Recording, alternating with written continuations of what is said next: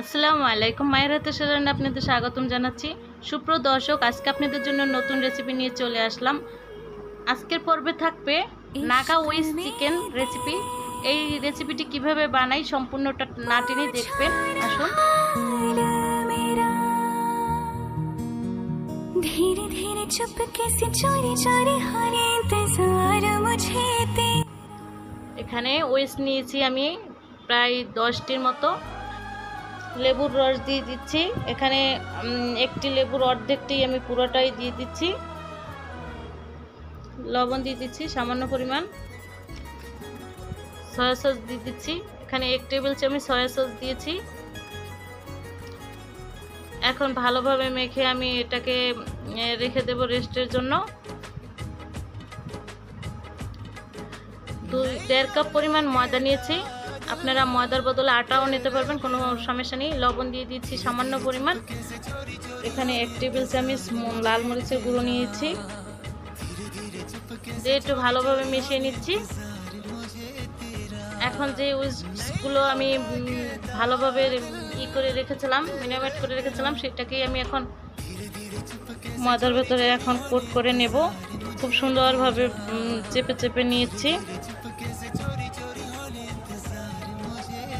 আপনারা ইচ্ছে করলে এটাকে ডবলভাবেও কোট করে নিতে পারেন, যে যেরকমের সুবিধা মনে করবেন। চুলায় তেল গরম করে দিয়ে দিয়েছি, কিন্তু এখন আস্তে আস্তে করে আমি একটু একটু করে দিয়ে দিচ্ছি।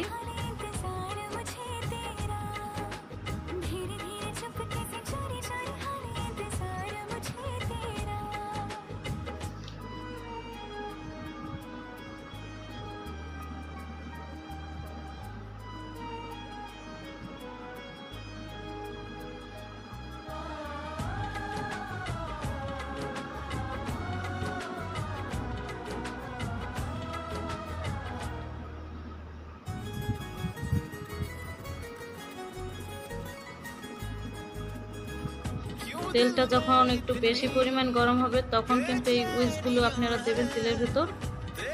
খুব সুন্দর করে ভেজে নিতে হবে। উপরে যে ময়দাটা আমি দিয়েছি, এই কারণে এটা খুব সুন্দর মচমচে হবে খেতে, খুবই টেস্টি হবে। ভালোভাবে ভেজে নিয়েছি। এটা আমার উইস্কগুলো আমার হয়ে গেছে, এখন আমি তুলে নিচ্ছি।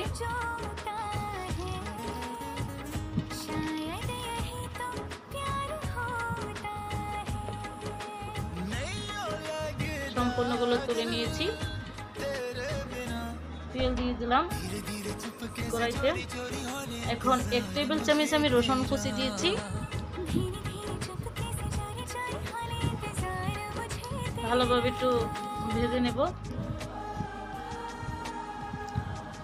এই নাগা উইথ চিকেনে কিন্তু আমি কোনো মশলাই ব্যবহার করব না। আদা রসুন দিচ্ছি, কিন্তু আদা পেঁয়াজ এগুলো আমি জিরে এগুলো কোনোটাই ব্যবহার করব না।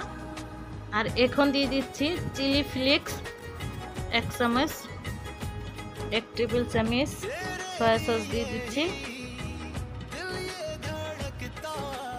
এখন খুব ভালোভাবে একটু নেড়ে নিয়েছি। এখানে টমেটো সস দিয়ে দিচ্ছি আধা কাপ,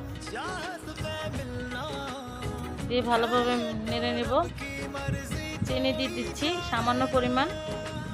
আপনাদের টমেটো সস যদি আপনাদের ইচ্ছের উপরেই নির্ভর করবে, যদি চিনি দিতে ইচ্ছে করে দেবেন, আর না দিলেও চলবে। আমি সামান্য পরিমাণ চিনি দিয়েছি। এখন উইস্কগুলো আমি এর ভেতরে দিয়ে দিচ্ছি, দিয়ে ভালোভাবে নেড়ে নেব।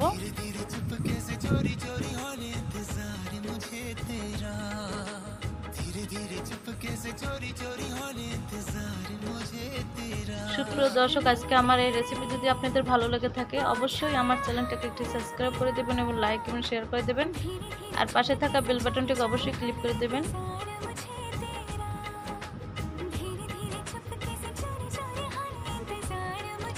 আমার নাগা উইথ চিকেন কিন্তু হয়ে গেছে, আমি তুলে নিয়েছি।